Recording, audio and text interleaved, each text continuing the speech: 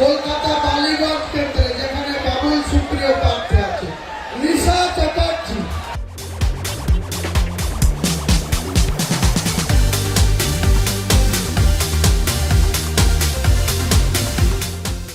প্রচুর চ্যালেঞ্জ, এত চ্যালেঞ্জ আমি বলে রাখতে পারবো না আমাকে শুধু বাড়ি যাওয়ার জন্য, তারপর তো আমার এগেনস্টে আমার অনেক কিছু আসবে।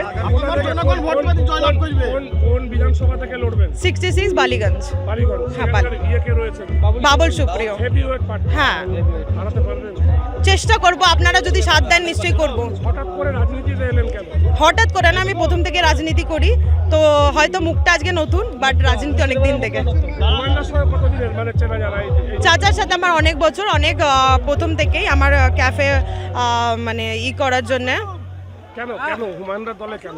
হুমায়ুন দলে এই কারণের জন্য আমি এত কারাপশন এত কিছু চলছে, তো এখন নতুন দল তৈরি হয়েছে, তো আমি চেষ্টা করবো এই দল হিসাবে দলের মধ্যে কাজ করার জন্য, সেই জন্যই ওনার সাথে আত্মলা। আমি কলকাতা, হ্যাঁ, পিকনিক গার্ডেন। ওই এলাকাতেই আপনি পাচ্ছেন? হ্যাঁ হ্যাঁ হ্যাঁ, ওই এলাকা। এরপরে আপনি আপনার এলাকায় কি হুমায়ুনদাকে নিয়ে সভা করার পরিকল্পনা করছেন? চেষ্টা করব নিশ্চয়ই, আমি সেটার একটা থাকবেই, সেটা কবে থাকবে ডেট আপনাকে বলে দেওয়া হবে। এবার তৃণমূল ছেড়ে হুমায়ুনের দিকে ঝুঁকবে? আপনি তো নিজেরাই দেখতে পাচ্ছেন, আপনাদের চোখেই সব আছে। আমার তো আজকে যা জনগণ আছে, সেই জনগণ দেখলেই আপনারা বুঝতে পারবেন যে হুমায়ুন চাচা আসতে পারবে কি পারবে না।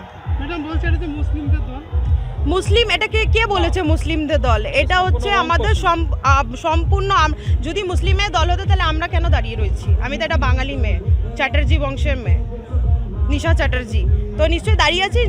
সংগঠন শুধু একাত্তর দিয়ে হয় না, বা মুসলিমদের দিয়ে হয় না একত্র। আমরা, দেশটা হচ্ছে আমাদের, না কি কারোর।